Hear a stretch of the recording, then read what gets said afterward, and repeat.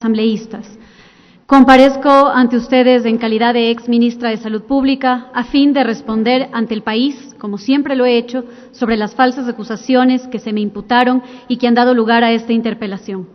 Debo manifestarles que al no tratarse esta interpelación de un proceso jurisdiccional ni de control técnico, estoy consciente de que se han considerado intereses políticos, o mejor dicho, de persecución, que dieron lugar al mismo. Sin embargo, cumpliendo con el deber que tengo con el país y con ustedes, con la gente que siempre serví, desvirtuaré nuevamente las imputaciones que se me han hecho. Antes de comenzar, quiero expresarles que para mí, y estoy segura que comparto este sentimiento con todos ustedes, el servicio público es la causa y la actividad más noble a la que se puede dedicar una persona. En mi caso, he dedicado mi carrera profesional entera a contribuir para hacer efectivo el derecho a la salud consagrado en la Constitución de Montecristi, a cuya redacción también contribuyeron muchos asambleístas aquí presentes. Lo he dicho varias veces en esta misma asamblea, tengo la convicción de que la salud es el más fundamental de los derechos, porque sin salud no se puede ejercer ningún otro derecho. Quienes trabajamos para el Ministerio de Salud lo hemos hecho con ética, profesionalismo, conscientes de que tener un sistema de salud perfecto es imposible. No existen gestiones perfectas, no existen ministros perfectos, no existen países sin problemas de salud, sin dificultades administrativas. Tener un sistema de salud funcional es ya bastante complejo. Los retos y los desafíos son enormes, siempre lo fueron. Pero por eso mismo, convencidos de que debemos duplicar y triplicar esfuerzos, de que no hay horarios, de que deberemos sacrificar muchas veces lo personal para lograr que el sistema de salud ecuatoriano mejore cada día, sabiendo que tenemos todavía muchísimo por hacer. Señores asambleístas, ustedes deben estar conscientes de que ese juicio político, en este momento, se centra solamente en 2 de las 5 acusaciones que se me hicieron y por lo tanto ejerceré mi derecho a la defensa sobre esas 2 acusaciones, entendiendo que las demás fueron desvirtuadas durante el proceso de fiscalización ante la Comisión de Fiscalización. Pero esto demuestra de partida que existió mala fe en mis interpelantes, que lanzaron múltiples acusaciones que luego no pudieron demostrar, que luego no pudieron sostener. En cuanto a los 2 puntos en los cuales la Comisión de Fiscalización consideró que tengo algún tipo de responsabilidad política, una lectura detenida del informe al que ustedes han podido tener acceso demuestra débil argumentación, consistente básicamente en repetir los argumentos sin fundamentos que fueron presentados en el juicio político. Las acusaciones de los asambleístas se basaron básicamente en 3 notas de prensa y en ninguna otra prueba ni evidencia contundente. Mi defensa ante la comisión, en cambio, se basó en más de 2,000 hojas de evidencias, documentos técnicos, testimonios de expertos nacionales e internacionales, por cierto, fueron más de 15, informes técnicos de prestigiosas universidades del país, comparecencias que refutaron técnicamente cada una de las aseveraciones hechas por los interpelantes. Dichas comparecencias fueron brindadas por actores independientes, autónomos y que actuaron con absoluta objetividad. Mis interpelantes fueron incapaces de presentar alguna prueba que fundamente sus acusaciones. Inclusive uno de sus testigos llegó a declarar que era yo quien debía demostrar mi inocencia en un juicio, en lugar de que ellos demuestren mi culpabilidad, rompiendo y violentando el principio básico de la inocencia recogido en el artículo 176 de la Constitución de la República y en varios tratados internacionales de los que el Ecuador es parte. Recordemos, es quien alega los hechos quien debe demostrarlos, no a quien se le acusa quien debe probar su inocencia. Entonces, el día de hoy, pese a aquello, demostraré nuevamente mi inocencia, aunque no me corresponde. Confío en que mis argumentos técnicos sean escuchados y acogidos de una forma debida, que no prime el interés de los actores políticos de obtener mayor cobertura mediática, que en varias ocasiones ha malinfluenciado la gobernabilidad del país. Los temas por los que se me acusa son básicamente 2 mitos, y los voy a mencionar. El primer mito: supuestamente se entregó a los establecimientos de salud pruebas rápidas de VIH para la detección de VIH que no funcionaban, Y para profundizar el mito, se dice que hubo un mal manejo que, según el informe, creó un estado de alarma en la sociedad. La verdad, las pruebas rápidas de VIH cumplen con los más altos estándares de calidad. La Academia Ecuatoriana, las sociedades científicas de químicos y bioquímicos farmacéuticos y varios organismos internacionales han comparecido ante la Asamblea y avalan su utilización, su seguridad y su calidad, no solamente en el Ecuador, sino en el mundo entero. Se construyó una acusación equívoca basada en una interpretación antojadiza de los hechos. El Ministerio de Salud, y esto, insisto, lo he demostrado a cabalidad y con pruebas, actuó conforme manda la ley, la normativa y las recomendaciones internacionales. Tanto así que ustedes habrán leído en medios serios, incluso en varios medios internacionales, información reconociendo al Ecuador por haber logrado disminuir en un 12% el número de nuevos casos de VIH en los últimos años y durante mi gestión. Esto, evidentemente, es el resultado de un trabajo de varios años, de muchos años, con la aplicación de toda una estrategia integral que incluye precisamente el uso de estas pruebas rápidas. Estas pruebas que maliciosamente se han intentado descalificar. Segundo mito, la supuesta aplicación de políticas de salud inadecuadas en la provincia de Esmeraldas. Llama la atención, como si existieran políticas de salud para cada provincia. Lejos de eso, tenemos una política nacional de salud que se aplica de manera equitativa. La verdad, es necesario mejorar aún más la provisión de servicios de salud en Esmeraldas. Sin duda, deudas pendientes, no de hoy, de décadas de olvido. Por supuesto, pero la política de ampliación y mejoramiento de los servicios de salud que se implementó durante mi ejercicio como ministra resultó en el incremento sostenido de las atenciones y de la producción en salud de la provincia de Esmeraldas, hecho que también se los demostraré con pruebas. Con grandes resultados tangibles, como por ejemplo la disminución de la desnutrición infantil en la provincia de Esmeraldas y la reducción de la mortalidad materna en la provincia de Esmeraldas. Hechos que no son casuales, hechos que son reportados a través de estadísticas oficiales a organismos internacionales y que son, a diferencia de las acusaciones que se me han hecho, objetivos. Señores asambleístas, a continuación argumentaré las inconsistencias y contradicciones del capítulo 7, valoración de la prueba, del informe que fue presentado para llamarme a este juicio político. La Comisión de Fiscalización comienza su argumento señalando que yo no he cumplido con el principio de oportunidad establecido en el artículo 396 de la Constitución.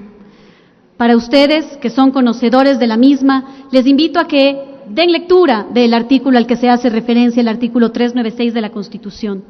Dicho artículo se refiere a la responsabilidad ambiental del Estado cuando existen daños en materia ambiental, por lo que no existe asidero para que se lo aplique en el presente caso.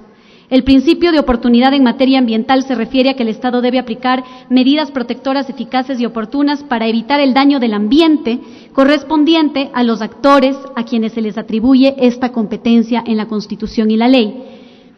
Precepto que no se aplica de ninguna manera a las atribuciones que ejercí mientras fui ministra de Salud Pública. Ustedes, más conocedores que yo, podrán coincidir conmigo en que la Asamblea Nacional no tiene la potestad de interpretación de la Constitución y es solamente la Corte Constitucional quien podría hacer una interpretación de la Constitución para hacer un análisis extensivo de la Constitución y decir, por lo tanto, que el principio de oportunidad ambiental puede aplicarse para mi caso y para las atribuciones de la ministra de Salud, cosa que no es, insisto, competencia sino de la Corte Constitucional y que no ha pasado. Por lo tanto, este argumento que consta en el informe para llamar a este juicio político no puede ser tomado en consideración porque estaríamos atribuyéndonos funciones de interpretación constitucional. Continuando con esta sección, el informe señala que como ministra de Salud no informé ni evidencié el cumplimiento del convenio de cooperación interinstitucional entre el Ministerio de Salud Pública y el Fondo de Población de las Naciones Unidas que se suscribió en el año 2016. Y hago, por favor, un hincapié en la fecha de suscripción del convenio, el año 2016, antes de que iniciara mi gestión, antes de que yo fuera ministra, queriendo implicar que soy responsable de dicha suscripción cuando ni siquiera estaba yo en funciones como ministra.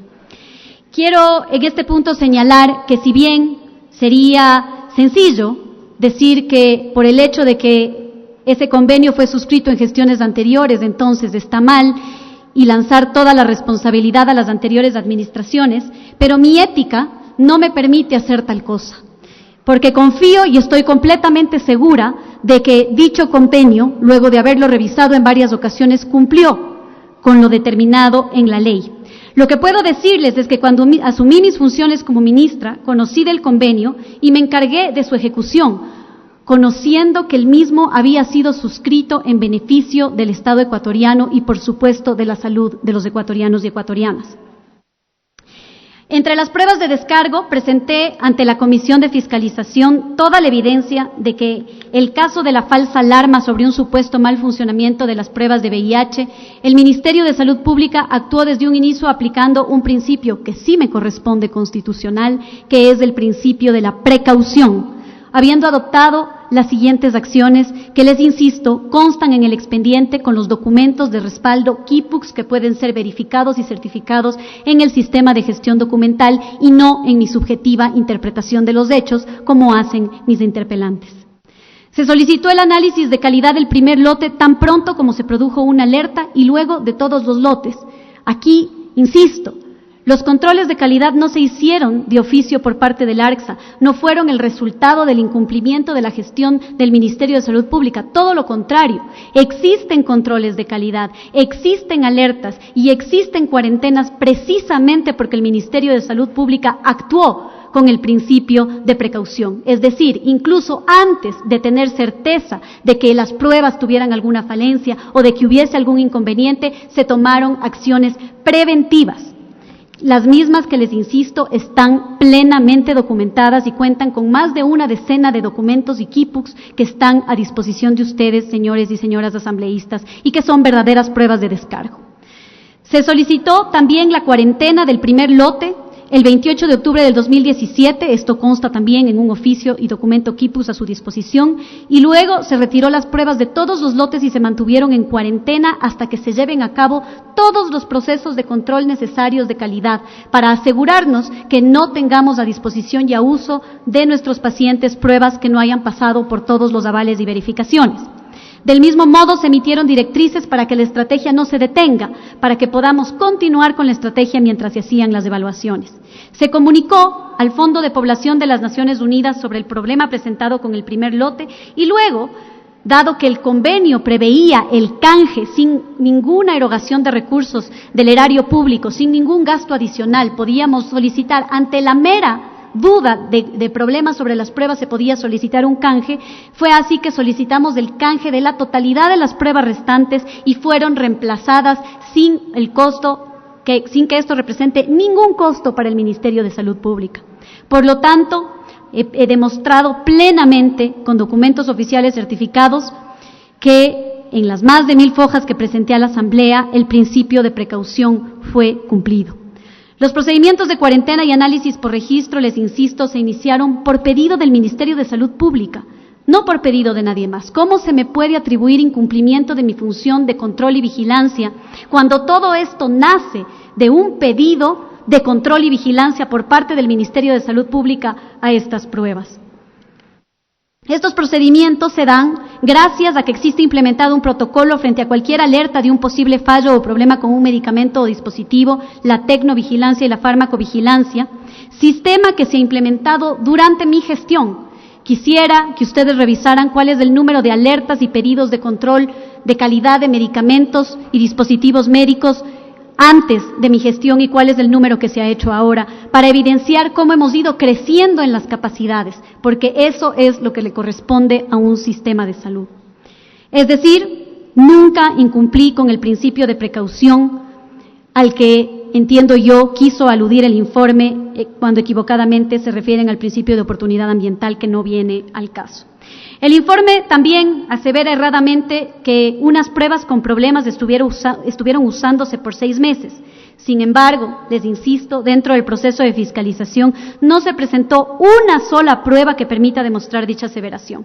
Esa aseveración se basa exclusivamente en lo declarado por mis interpelantes, pero no hay ningún documento que demuestre que se utilizaron las pruebas durante 6 meses luego de las alertas. Pero sí existe, lo que sí consta, son los ingresos en las bodegas, los documentos de recepción y que constan en el sistema de gestión documental Kipux y que por lo tanto no pueden ser falseados y pueden ser revisados de acuerdo a la trazabilidad en la fecha que fueron emitidos, que demuestra que las pruebas fueron cuarentenadas por pedido del Ministerio de Salud Pública hasta cuando concluyeron las evaluaciones que determinaron que las pruebas funcionaban perfectamente. Presenté a la Comisión sustentos categóricos, además, que las pruebas cumplían con el rendimiento señalado en sus especificaciones técnicas, es decir, sensibilidades y especificidades que están por encima del 99% de confiabilidad, desmintiendo por completo que existían pruebas con problemas. Dichos argumentos no fueron tomados en cuenta dentro del informe que pasó a la interpelación. Se ha hablado mucho y se repite reiterativamente y con falta de conocimiento el término de los falsos positivos y los falsos negativos. Un concepto que es natural y que es regular cuando está dentro de los estándares por debajo del 1% que indican las especificaciones del producto. Lo que no se les ha dicho, señores y señoras asambleístas, es que lejos de lo que se pretende mencionar que existen cientos de falsos positivos y falsos negativos, nosotros contamos con que se registraron 78 falsos positivos o falsos negativos cuando se hizo la evaluación de farmacovigilancia en el Ministerio de Salud Pública de más de 900,000 pruebas que habían sido utilizadas. Hagan ustedes la cuenta. 78 dividido para 900,000 pruebas está muy por debajo del 1% de confiabilidad que estas pruebas debían tener. Por lo tanto, ¿dónde está la falla en las pruebas? En ningún lado más que en la imaginación o mala intención de quienes pretenden hacer de esto un escándalo mediático. Como conclusión, esta primera acusación, quiero exponer ante esta Asamblea Nacional que no existió ninguna inacción, todo lo contrario, acciones abundaron y por eso mismo las hemos podido demostrar. O falta respecto a la vigilancia y control sanitario de las referidas pruebas. Insisto, ¿de dónde surgen los informes, las evaluaciones, los controles de calidad, las respuestas del Fondo de Poblaciones de Naciones Unidas, la respuesta del Colegio de Químicos Farmacéuticos si no hubiéramos hecho las acciones de control? Todo lo contrario. Además de todo lo actuado por el Ministerio de Salud Pública, el ARCSA llevó a cabo un proceso de control de calidad de las pruebas, al final del cual se demostró que las pruebas tenían un desempeño correcto. De todo ello se han presentado los documentos ante la Comisión de la Salud. Pero el informe, lastimosamente, ha hecho caso omiso de estas pruebas para justificar esta condena injustificable, ha incluido un supuesto incumplimiento de condiciones de almacenamiento de las pruebas en la bodega central del Ministerio de Salud Pública. Me llama la atención porque este tema no fue propuesto en la denuncia por parte de los asambleístas interpelantes, por lo que no podría tratarse en el proceso de fiscalización política.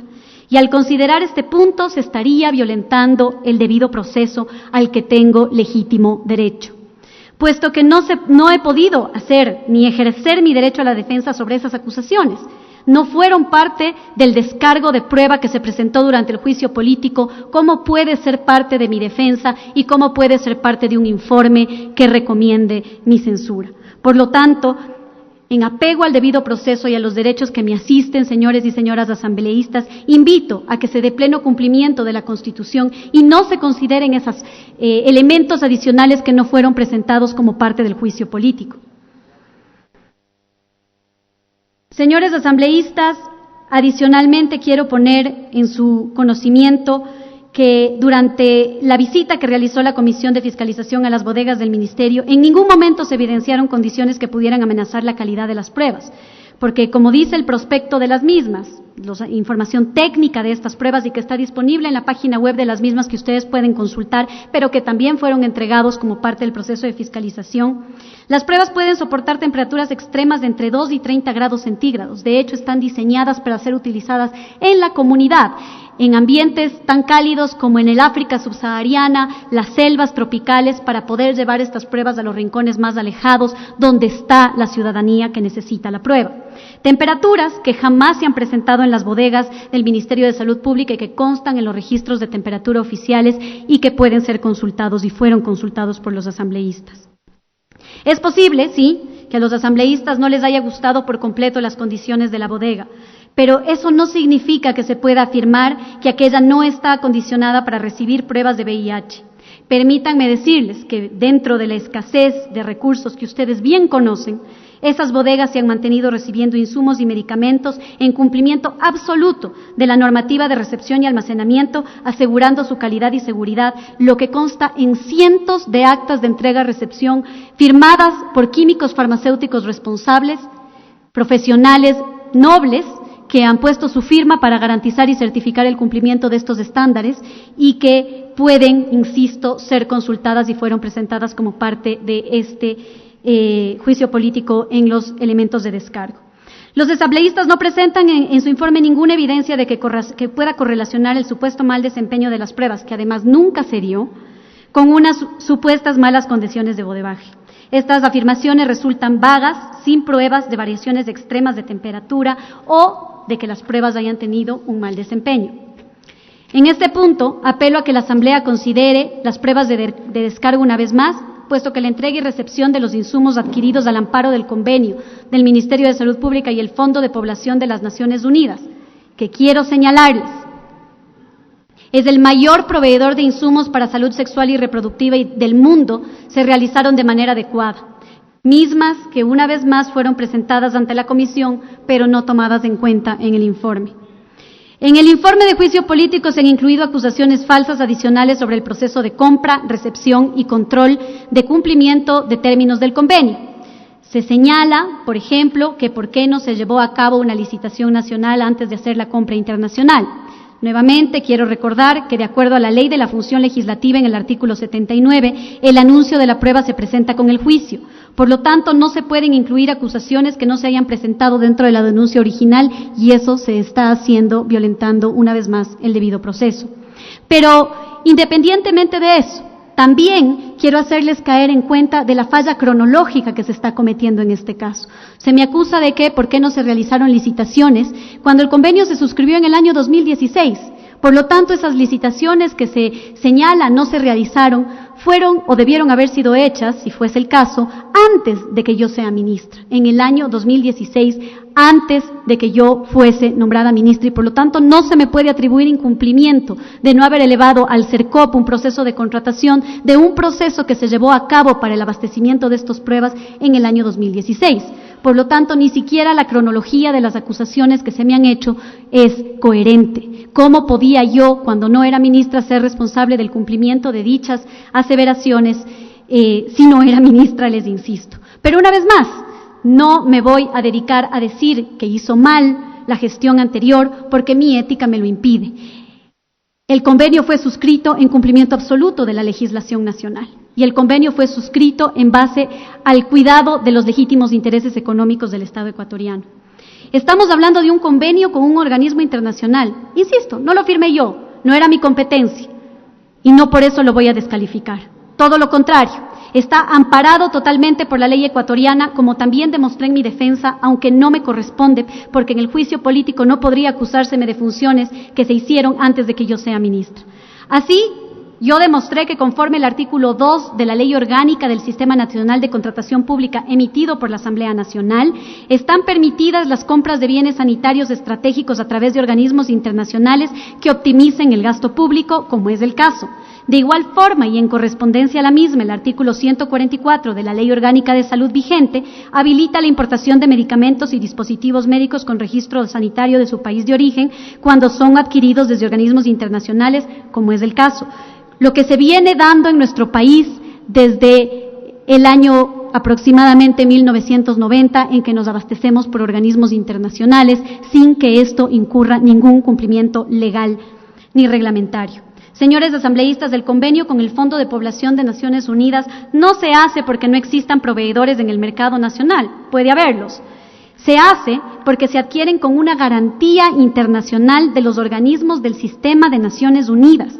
Y además, de esta garantía de calidad con un beneficio económico importante para el país, porque al ser las Naciones Unidas quien compra para 134 países del mundo, pueden conseguir negociaciones y precios de los insumos de más alta calidad que ningún país podría conseguir por sí mismo. Las compras consolidadas que han sido reconocidas internacionalmente, las compras entre varios países, reducen los costos y garantizan la calidad, y es por eso que existen estos convenios de gran beneficio para el Estado ecuatoriano.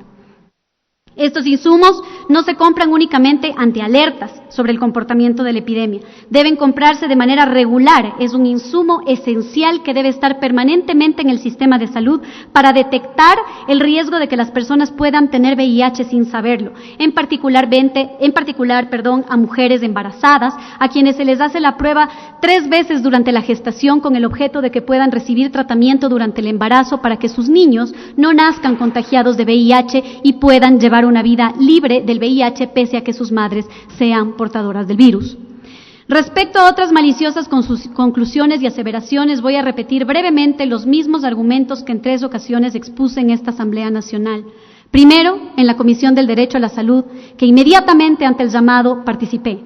Después, en la Comisión de Fiscalización, que al ser llamada antes de ser siquiera apelada a juicio político, vine. Y finalmente luego, ya durante el proceso de fiscalización en la comisión en la etapa previa de este juicio.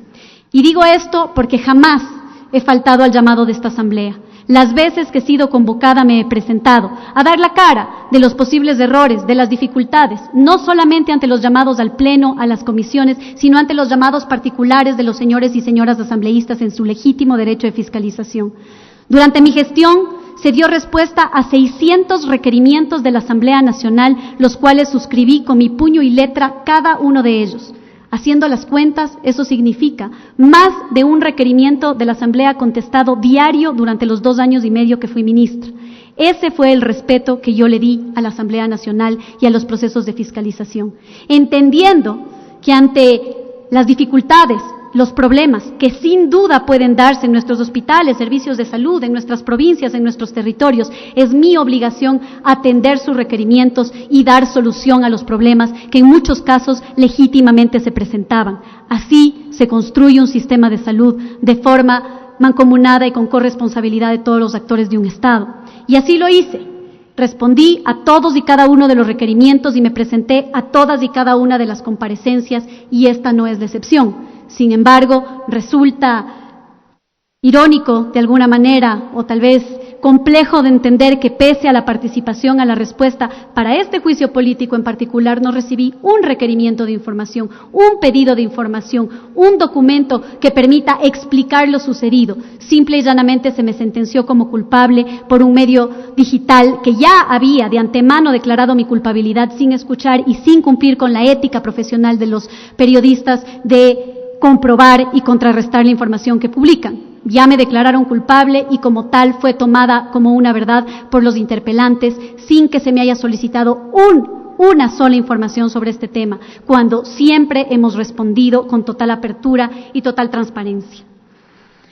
En base a los expedientes incluidos en este proceso de fiscalización y presentados por expertos en la materia, el uso de pruebas rápidas corresponde a una recomendación mundial en el marco de una estrategia global que se está implementando en todos los países del mundo. Las pruebas rápidas no se usan en el Ecuador por el antojadizo capricho de la ministra de Salud o la ex ministra de Salud que estaba al cargo. Se ocupan porque forman parte de una estrategia mundial en la que nos hemos puesto de acuerdo todos los países para erradicar el VIH, y estábamos caminándonos aceleradamente hacia allá. Razón por lo cual, en cumplimiento de estas normas, se adquirieron las mismas a través del Fondo de Población de las Naciones Unidas, lo que deja ver que esta no ha sido una acción aislada del Ministerio de Salud Pública del Ecuador y que cuenta con todo el sustento de los organismos internacionales y multilaterales que además también se han pronunciado en este proceso de fiscalización, dando la razón a los argumentos que yo les he expresado. Existe inclusive una carta desde Ginebra de la Organización Mundial de la Salud, en donde ellos reiteran que luego de un análisis minucioso no encuentran asidero alguno para sospechar una falla de calidad de las pruebas. Todo esto, les insisto, ha sido puesto en conocimiento de esta Asamblea y de las comisiones que lo han requerido. El primer paso de la estrategia es sin duda detectar tempranamente la infección. Las pruebas de tamizaje permiten esto. La eficacia de las mismas ha sido comprobada científicamente por su uso permanente dentro del país, y esto lo respaldan también las organizaciones de sociedad civil. En nuestro país, la Fundación Quimirina, la Fundación Coalición Plus, la Fundación Equidad y varias otras organizaciones de sociedad civil en la lucha contra el VIH respaldan que estas pruebas son el eje estratégico para lograr y alcanzar los objetivos que nos hemos planteado.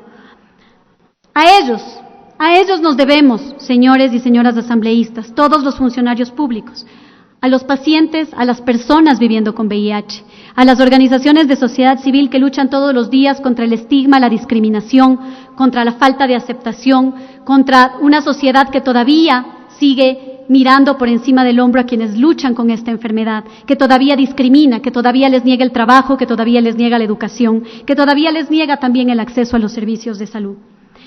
Ellos, a quienes nos debemos, han declarado expresamente, y más adelante ahondaré en esto, que rechazan lo publicado por el medio digital y rechazan la forma maliciosa como se ha utilizado al VIH y la forma estigmatizante como se refirieron a los pacientes viviendo con VIH.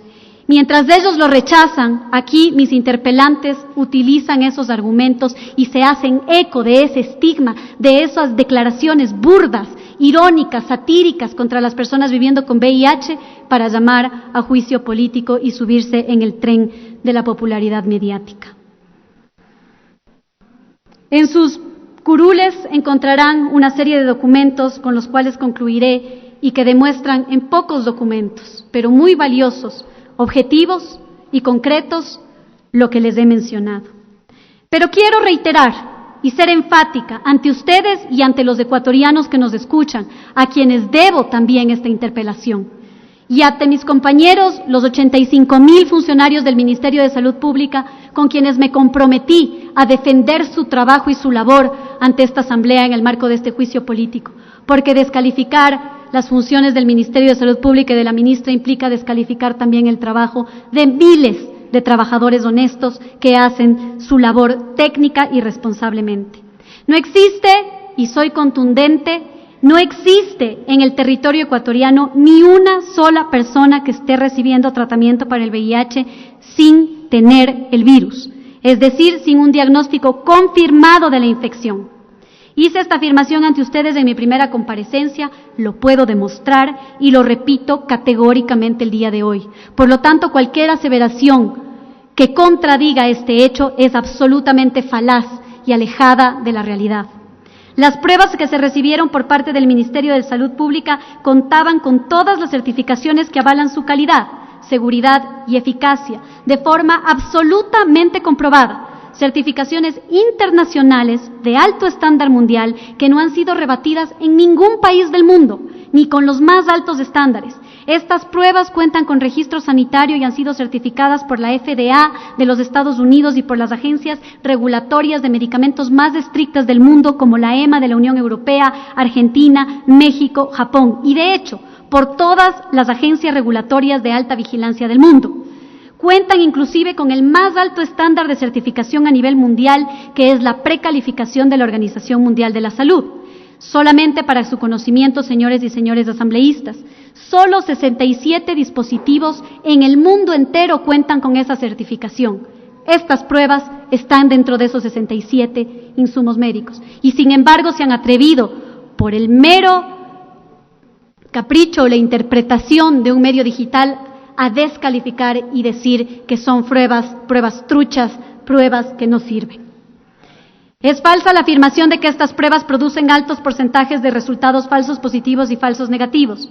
Las pruebas que han sido utilizadas tienen un porcentaje de error menor al 1%, lo que está dentro del estándar aceptable para cualquier prueba de laboratorio, siendo la mejor opción disponible en el mundo, la mejor tecnología disponible en el mundo para la detección de VIH. Les insisto que la Organización Mundial de la Salud ha realizado una evaluación minuciosa de estas pruebas del caso ecuatoriano por pedido del gobierno ecuatoriano y concluye que no existen problemas con los productos. Mientras las pruebas estaban siendo evaluadas como corresponde, porque siempre existirán alertas, dudas, riesgos de calidad, una prueba que puede tener una falla, un mal almacenamiento, un mal uso, Pero mientras se daban las evaluaciones, hasta que tuvimos la certeza absoluta de que las pruebas eran fiables, confiables y que guardaban su garantía de calidad, fueron cuarentenadas y jamás fueron utilizadas. Lo que contradice absolutamente los argumentos que se han planteado de que no se aplicó el principio de precaución. Una vez que se aplicó la técnica correcta de control de calidad de estas pruebas, la técnica avalada por los organismos internacionales, se determinó que las pruebas tenían un rendimiento completamente adecuado. Eso lo ratifican controles de calidad que se han hecho también en otros países a las mismas pruebas y lo ratifican las pruebas de control que se siguen haciendo para estas pruebas y además los resultados obtenidos. Nuevamente, la razón, la racionalidad nos permite rápidamente echar abajo las mentiras. Si fuera cierto que existe un 40% de pruebas que daban falsos positivos, entre 1 millón de pruebas que se realizaron en el año 2018, deberíamos tener 400,000 personas diagnosticadas de VIH por los falsos positivos, lo que jamás sucedió. No se dieron 400,000 falsos positivos porque no es cierto que las pruebas tenían esos rendimientos. Ustedes pueden revisar en las cifras publicadas oficialmente por el INEC, en las cifras publicadas oficialmente por el Ministerio de Salud Pública y en las cifras publicadas oficialmente por ONUCIDA, organismo internacional que recoge los datos estadísticos y valida estos datos para todos los países del mundo, que esas bajo ningún concepto fueron las cifras del año 2018 ni del año 2017 de nuestro país. Pero sí quisiera decirles que lo que sí ha incrementado la inseguridad en la salud pública en este país es el haber caído en este juego mediático, el haber iniciado un proceso de fiscalización sobre la base de un video que ridiculiza no a una ministra ni a un profesional, sino que ataca la credibilidad y vocación de miles y miles de profesionales y trabajadores de la salud. El haber propalado a los 4 vientos que pruebas de detección cuya calidad ha sido certificada en el mundo entero y las agencias de control más estrictas del mundo son inseguras porque a ellos se les ocurrió. Esa acción sí que tiene consecuencias sobre la seguridad de la salud pública. Esa acción sí que tiene el riesgo de echar abajo una estrategia de salud que iba viento en popa en nuestro país y que, como ustedes, les insisto, habrán podido revisar en los medios de comunicación serios, nuestro país ha logrado reducir en un 12% el contagio de VIH. O lo había logrado. Veamos qué pasa de ahora en adelante. No comprendo cómo en el informe de la Comisión de Fiscalización se cite textualmente las palabras de los asambleístas, como el asambleísta Fausto Terán, quien evidencia en su discurso cómo la Comisión escuchó testimonios fehacientes y pruebas que señalan que las acusaciones son falsas, pero que luego se decida a pesar de ello que soy culpable de estos hechos y debo ser censurada. Lo que lleva probablemente a los asambleístas a considerar que las pruebas no tuvieron la suficiente calidad es unos informes contradictorios, mal hechos y refutados en varias ocasiones por un funcionario de la Agencia de Regulación y Control, ARCSA, quien se equivocó en su forma de proceder y para salvar su responsabilidad, para salvar su cabeza, hizo acusaciones que encontraron eco en pseudoperiodistas que no viven de nada más que de el amarillismo y de las prácticas mercenarias en la comunicación. El director del laboratorio del ARCSA, a quien se llevó a la comisión como testigo del cargo, de quien se han recogido sus aseveraciones como principales argumentos para acusarme, se equivocó en su proceder. En resumen, emitió un antitécnico informe que concluyó que las pruebas tenían falencias debido a que existía un porcentaje de pruebas que no marcaban de manera clara si existían resultados reactivos, pero no consideró que las propias especificaciones técnicas de las pruebas señalaban que esa no era la forma adecuada de evaluarlas y que las líneas tenues debían ser consideradas como reactivas. Pero esto no es mi interpretación de los hechos, esta no es mi subjetiva y conveniente análisis de los informes de ese funcionario. Esas son las conclusiones de los expertos de la Universidad San Francisco de Quito, de los expertos del Colegio de Bioquímicos Farmacéuticos y de los expertos representantes de la Sociedad Científica de Patólogos en el Ecuador. Personas serias, objetivas, que nada tienen que ver conmigo ni con el Ministerio de Salud Pública y que han actuado exclusivamente bajo el principio de la ética y la transparencia para decir la verdad. La verdad es que esos informes fueron negligentes Y un pseudo medio de comunicación virtual recogió, para a través de la estrategia de la sátira y la ridiculización de la salud pública, desinformar a la población y conseguir finalmente un juicio político. Respecto a la aseveración de que presioné indebidamente al director del laboratorio para que modifique sus informes, una vez más, jamás en el proceso se demostró con un solo elemento, un solo testimonio, un solo documento, un acta, una foto, algo que demuestre que eso había sido verdad. La mera palabra de alguien que quiere escudar sus malas acciones es con lo que se me está juzgando. La comisión afirma que yo presioné o coaccioné al ARCSA para que se cambien informes.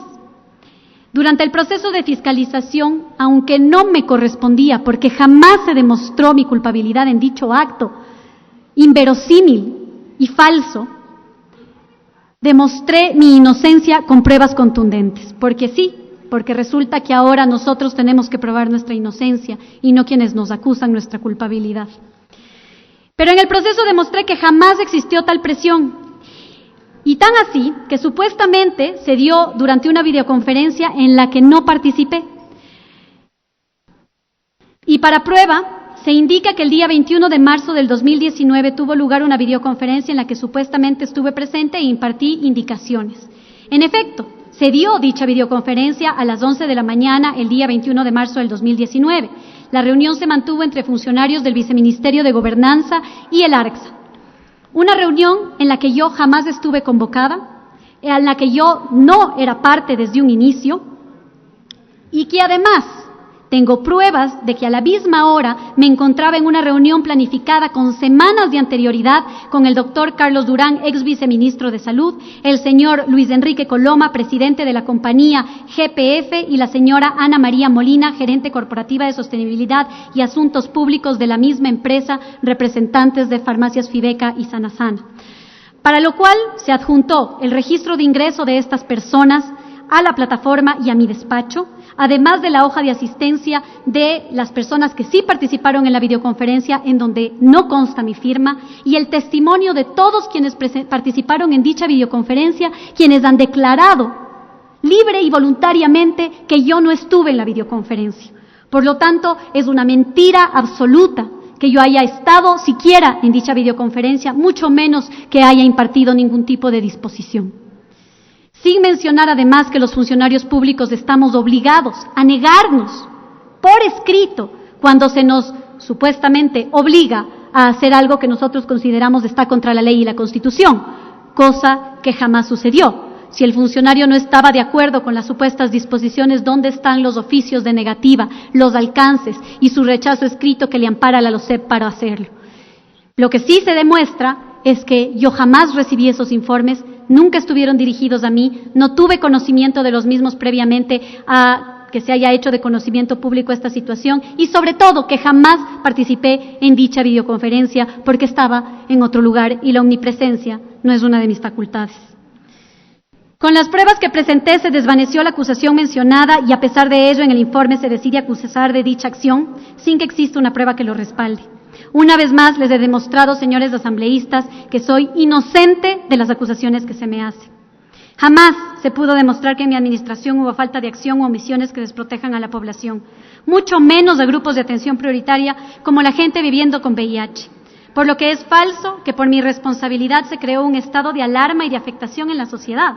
Contrario a ello, la falsa aseveración de los medios comunicacionales y los criterios infundados de los asambleístas interpelantes son los que han generado ese estado de alarma, y en todo caso deberán ser responsables de las consecuencias de esto. He demostrado nuevamente y hasta el cansancio que no existió incumplimiento de mis funciones en materia de vigilancia y control con respecto a las pruebas de VIH. Lo he demostrado con testimonios, con pruebas, con expertos, con documentos, por lo que este pleno tiene respaldos a cabalidad, extensos, para cansarse en revisar más de 2,000 fojas que demuestran fehacientemente que esto no es verdad. Y segundo, respecto al segundo punto, la situación de Esmeraldas, La acusación en este juicio político dice textualmente: sobre el incumplimiento de la función de controlar y garantizar el correcto funcionamiento del Sistema Nacional de Salud, la Comisión ve con preocupación sobre la aplicación de las políticas de salud en la provincia de Esmeraldas. En primer lugar, debo decir que ni la acusación ni el informe de la Comisión de Fiscalización evidencian claramente cuál es el incumplimiento de funciones que permita proceder en mi censura. ¿Cuál fue la función que incumplí? La seguridad jurídica a la que tengo derecho indica que debe señalarse específicamente la función que he incumplido. Sin embargo, se señala la preocupación sobre la aplicación de políticas de salud, pero no cuál fue la supuesta función incumplida.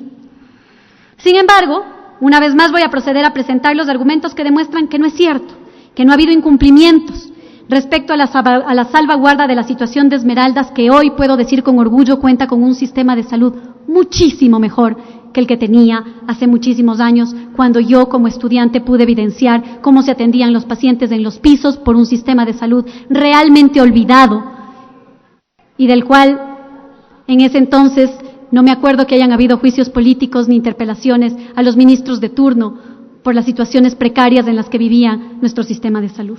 Realidad que sin duda ha cambiado. En primer lugar, debo decir que ni la acusación ni el informe, les insisto, evidencia el incumplimiento, así que quisiera comenzar señalando que las condiciones estructurales de la provincia de Esmeraldas, históricamente abandonada, siempre representaron un desafío para la provisión de servicios. Jamás ha sido fácil el reto que tenemos en Esmeraldas para salud. Sin embargo, hemos destinado ingentes recursos en los últimos años para superar esta brecha, pero todavía resultan insuficientes. Por supuesto que sí, para la gran necesidad que existe, misma que se complicó mucho más aún después del terremoto del abril del 2016. De acuerdo con los indicadores poblacionales del INEC, y no tengo por qué ocultarlo, porque les insisto, yo he venido aquí con la verdad, la provincia de Esmeraldas deberían estar disponibles al menos 1.200 camas. El Ministerio de Salud debería contar con alrededor de 600 camas y el IES con 360. Actualmente, el Ministerio de Salud Pública cuenta con apenas 368 camas repartidos en 6 hospitales básicos, un hospital general, pero la brecha es mucho mayor inclusive para el IES, institución que cuenta con apenas 47 camas y que requiere 363 camas adicionales. El gobierno anterior decidió edificar un nuevo hospital en la ciudad de Esmeraldas, para mi criterio acertado, denominado inicialmente Hospital General Esmeralda Sur, que fue inaugurado en marzo del 2017 y reemplazó al antiguo Hospital Delfina Torres de Concha. El edificio Delfina Torres de Concha está actualmente bajo custodia de la gerencia del Hospital Esmeralda Sur, porque todos los servicios y el personal del hospital pasaron al nuevo Hospital de Esmeralda Sur, que brindaba muchas mejores condiciones para brindar servicios a la provincia. Este traslado no significó solamente un cambio físico, también implicó un importante incremento en el número de camas, que pasaron de 106 a 201, casi el doble, para la atención ginecobstétrica, y triplicó las camas de internación clínica. También se incrementaron las especialidades de nefrología, endocrinología, fisiatría, neonatología, nutrición, se duplicó el servicio de emergencia, se duplicó el número de quirófanos para atención ginecobstétrica, se instalaron 5 quirófanos para cirugía general, se triplicó el número de salas de parto, se aumentó el número de camas de cuidados intensivos y neonatales y se instaló una sala de reanimación para recién nacidos con problemas. Se aumentaron las camas de cuidados intensivos e intermedios, se instaló una sala para quemados, áreas de endoscopía, densitometría ósea, transfusiones, terapia de lenguaje y terapia física. Eso es incumplimiento de funciones. Eso es haber abandonado la provincia de Esmeraldas. Todo lo contrario. Adicionalmente, debo decir que durante mi administración, el Ministerio de Salud Pública financió mejoras en la infraestructura y en la distribución de áreas del Hospital Buffoni en Quinindé, con un costo cercano a $2 millones, a más de mejoras en su equipamiento. El nuevo hospital ha permitido incrementar las atenciones de todos los servicios. Estas mejoras han sido promovidas por mi gestión, han sido incluidas en el Comité de la Reconstrucción por gestión llevada a cabo durante el tiempo que fui ministra de Salud. Y sin embargo se quiere decir que no se cumplieron y que no se aplicaron políticas específicas para la provincia de Esmeraldas. Esto no quiere decir que la deuda con Esmeraldas esté saldada. Esto no quiere decir que no nos falte mucho por hacer. Esto no quiere decir que faltan cientos de miles de millones de dólares en el sistema de salud ecuatoriano para que tengamos el sistema que todos soñamos. Pero como les escuché debatiendo antes de esta sesión, la progresividad de los derechos va de la mano con la responsabilidad y con la racionalidad. La disponibilidad de los recursos jamás nos va a permitir pasar de un año para el otro, de una gestión para el otro, de un gobierno para el otro, a tener un sistema de salud perfecto. Lo que estamos obligados es a progresar en la medida de las capacidades que tenemos, y creo que lo hemos hecho. Hemos progresado significativamente. Y les voy a mencionar con datos fehacientes, porque otra vez, yo no me baso en acusaciones subjetivas. Me parece que la atención en Esmeraldas es mala. No, yo me voy a basar en las estadísticas reales. Las atenciones de emergencia se incrementaron en un 40%, pasando de 60.000 en el año 2017 a 80.000 en el año 2018 en la provincia. En ese año, en el hospital, se atendieron 1.000 partos más que en el año anterior. Los egresos hospitalarios pasaron de 10.000 a 14.500, lo cual significa un incremento del 45%. Si el Hospital Delfina Torres de Concha antes tenía un porcentaje de ocupación del 92%, actualmente tiene un porcentaje de ocupación del 87%. Esto quiere decir que podrá seguir incrementando su oferta de servicios sin llegar a la congestión. Insisto, esto no significa que la deuda con Esmeraldas esté saldada, pero significa que en la medida de nuestras posibilidades hemos hecho más allá inclusive de lo esperado, de lo planificable, de la tendencia para mejorar la capacidad del sistema de salud en dicha provincia. Y conscientes de la situación financiera del país, el Ministerio de Salud Pública no podría habilitar un segundo hospital dado al presupuesto que hoy tenemos. Sin embargo, ha ofrecido al IES las instalaciones del antiguo Hospital Delfina Torres con la posibilidad entonces de que el IES incremente significativamente el número de camas que tiene disponibles para los afiliados y mejorar la capacidad resolutiva. Este proyecto fue impulsado por mi administración desde el año 2017, así como también varias otras propuestas que permitirían optimizar la infraestructura del antiguo hospital, propuestas que yo presenté. Pero recordarles, señores asambleístas, que no, el Ministerio de Salud Pública no es de un ente plenipotenciario que maneja recursos a su discreción, que puede irse por encima de los presupuestos generales del Estado, de la planificación territorial, del Comité de la Reconstrucción. Sin embargo, en la medida de mis posibilidades, no dejé de luchar un instante por optimizar esa infraestructura, y mis equipos prepararon varias propuestas que los asambleístas conocen, porque me reuní con varios asambleístas de la provincia de Esmeraldas y he puesto a disposición de ellos esas propuestas. Ojalá sigan luchando por esas propuestas para que Esmeraldas tenga la salud que se merece y se siga progresando como hemos progresado. Esto no implica un incumplimiento de funciones, implica que hemos caminado, pero tendremos que seguir caminando. Finalmente, vale señalar que durante mi gestión en lo relacionado a infraestructura física, como nunca antes en la historia, se inauguraron 6 centros especializados de tratamiento para personas con consumo problemático de alcohol y otras drogas, CETAD, entre ellos uno en la provincia de Esmeraldas. El único centro de rehabilitación y tratamiento de adicciones público, gratuito, en una provincia que sufre por las consecuencias del consumo de drogas es el instalado por el Ministerio de Salud Pública en mi gestión. 8 hospitales completamente nuevos puestos en funcionamiento, 13 hospitales repotenciados a nivel nacional, 34 centros de salud nuevos puestos en funcionamiento, 51 centros de salud adecentados y repotenciados. Eso es lo que dejo como parte de mi gestión, y no quiero dejar de reconocer aquí que no es la gestión de una ministra y de una persona. Insisto, es la gestión de cientos de trabajadores comprometidos que hoy tengo la oportunidad de venir a defender. Finalmente, señores asambleístas, y no me voy a extender las 3 horas que la ley me permite porque he abundado en pruebas, en documentos, en testimonios, en los criterios de los organismos internacionales, transparentes, independientes, y lastimosamente no he visto que se haga eco de esos argumentos en las decisiones que se han tomado. Confío que hoy, en su responsabilidad, sí lo haga. Voy a concluir señalándoles que en sus curules cuentan con 3 documentos, solamente 3, tal vez 4.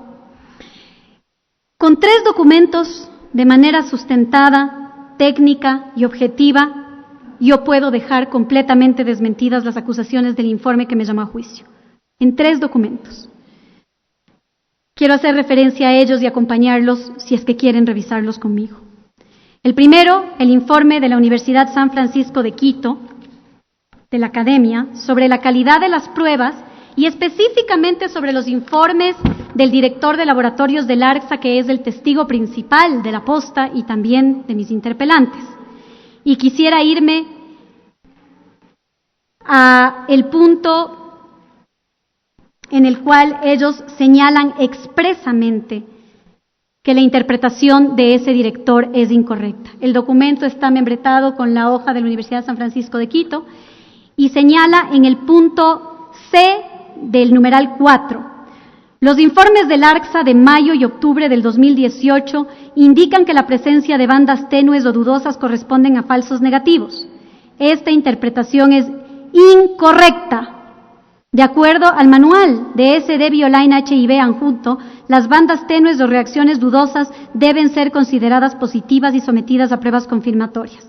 Visible test lines should be considered positive, even faint ones. Y esto, solamente doy lectura a esto para demostrarles cómo ellos son los que desmienten esos informes, no mi subjetiva y conveniente apreciación.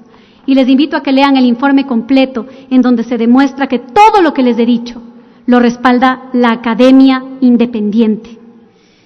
Pero no solo ellos, se adjunta también el criterio del Colegio de Químicos Farmacéuticos del Ecuador y del doctor Luis Narváez, expresidente de la Comisión del Colegio de Patólogos Clínicos de nuestro país.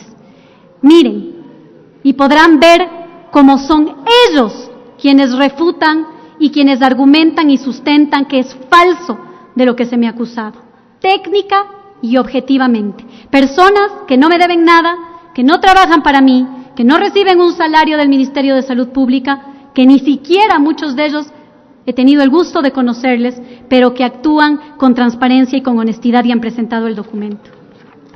Desmentido en un documento. El segundo, el comunicado de la Fundación Equidad, y quisiera dar lectura otra vez solamente a una parte del mismo. La Fundación Ecuatoriana Equidad, con 18 años al servicio de la ciudadanía, ha trabajado en la prevención del VIH-Sida. La organización lamenta el mal manejo que el portal La Posta hace en su reportaje sobre la situación del VIH-Sida en el Ecuador. Hay un desconocimiento total de cómo funciona el algoritmo de diagnóstico del VIH y se desconocen las dificultades técnicas que ciencia y tecnología deben enfrentar. Hoy por hoy es muy complicado hacer un diagnóstico inmediato de la infección por VIH, algo de lo que no habla el reportaje es el llamado periodo de ventana, y esto es que cuando una persona se infecta del VIH se demora 15 días a 6 meses en poder detectar la infección. Esto nos explica en realidad que no existen falsos negativos, sino que la persona que se somete al diagnóstico puede estar en periodo de ventana. Les insisto, les pido que den lectura a este criterio y al de las demás organizaciones de sociedad civil que ratifican. Son ellos, los pacientes, quienes luchan, quienes viven con esto, quienes les están diciendo que esto es mentira. Es a ellos a quienes principalmente deberíamos escuchar. Y finalmente, los datos estadísticos oficiales sacados del reporte estadístico oficial de las atenciones del Ministerio de Salud Pública con un comparativo entre el año 2016 y el año 2018 para la provincia de Esmeraldas. Ustedes tienen ahí y pueden revisarlo, comprobarlo, verificarlo, contrastarlo. Esto es sacado y extraído oficialmente de los datos estadísticos y ustedes pueden evidenciar el incremento sustancial de las atenciones en la provincia. Cómo hemos mejorado la capacidad para brindar atenciones ginecobstétricas de emergencia, egresos hospitalarios. Insisto, jamás voy a negar las dificultades y que todavía estamos lejos de alcanzar a estar en el lugar donde quisiéramos. Ojalá en 10, en 15, en 20 años estos datos sean el triple, el cuádruple, todo lo que tenga que ser. Pero estamos avanzando en la medida de nuestras posibilidades y eso es lo que manda la Constitución, el progresivamente seguir cumpliendo con esta función. Estos documentos, les insisto, provienen de actores imparciales, técnicos, académicos, objetivos. Lo que me acusa proviene de aseveraciones subjetivas, notas de prensa que no cuentan con un solo documento de respaldo, documentos no certificados y acusaciones que no han podido ser probadas. Yo les he traído 3, pero les insisto, ante la comisión presenté 2,200 fojas como estas. No 3, 2,200. Si el fin de la campaña de desinformación en mi contra era mi destitución, es ético y honesto, aunque suene a repetición, aplicar cualquier medio, incluso alejarse del debido proceso, desconocer las pruebas presentadas, poner en riesgo el buen nombre, la honra y la libertad de un ser humano. La respuesta, creo que para todos, será un no rotundo. Los ciudadanos, hayamos o no ejercido cargos públicos, nos merecemos procesos justos, apegados al derecho, apegados al debido proceso, en donde nuestro derecho a ser considerados inocentes es un escudo que la parte acusadora debe desvanecer a partir de la presentación de pruebas reales y verificables. Presentaron 4 notas periodísticas que hablaban mal de mi gestión, pues yo también presenté ante la Comisión de Fiscalización 14,000 notas periodísticas positivas sobre mi gestión durante los 2 años y medio que fui ministra en los medios nacionales y locales.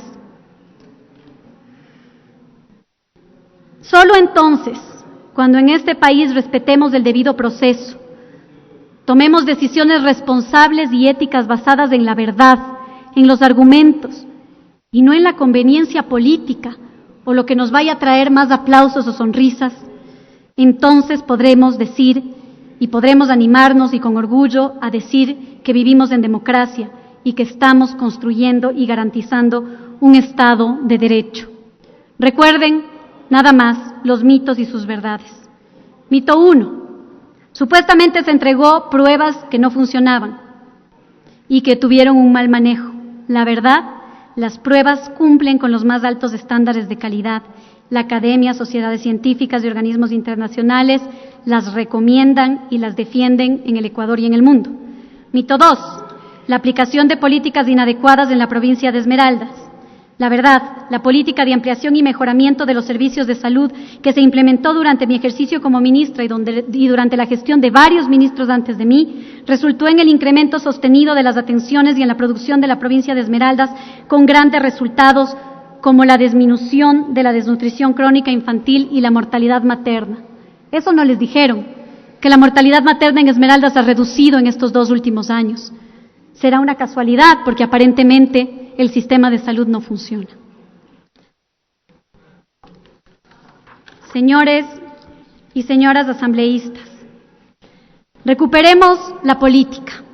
Vengo oyendo esta frase desde que soy niña y jamás había tenido tanto sentido para mí como el día de hoy. Y la política no se puede recuperar sin el concurso de actores políticos responsables, dispuestos a arriesgarlo todo por hacer de su ejercicio político el más honesto, transparente y sobre todo ético. Señores y señoras asambleístas, he demostrado a lo largo de mi defensa que ninguna de las acusaciones por incumplimiento de funciones se ha demostrado. Es más, he señalado hasta la saciedad que he cumplido cabalmente todas y cada una de las funciones que la Constitución y la ley me otorga, sin dejar de reconocer los errores que una gestión puede tener, sin dejar de reconocer los retos pendientes, sin dejar de reconocer los problemas que se tienen que enfrentar, sin dejar de reconocer las deudas que quedaron sin saldar. Debo volver a señalar que ni los asambleístas que presentaron la acusación y el informe que recomienda el juicio político presentaron ninguna prueba de los incumplimientos, por lo que solicito a ustedes que en derecho y fundamentadamente se proceda a archivar el presente juicio político y no se proceda con la censura injusta. En resumen, nada más les pido que escuchen los argumentos que he traído con la verdad. En resumen, les pido justicia.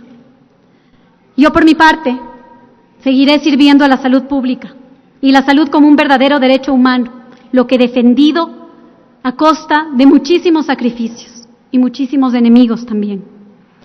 Lo voy a hacer a nivel nacional y en la agenda global desde cualquier espacio en el que me desempeñe, porque mi compromiso con esta causa no es coyuntural. No me acordé de la salud pública el último mes y porque salió en las noticias. Para mí es un compromiso de vida. No empieza ni termina con el cargo que ejercí. ni tampoco con este proceso. Les agradezco infinitamente por su atención. Muchísimas gracias. Así escuchamos la intervención de la ex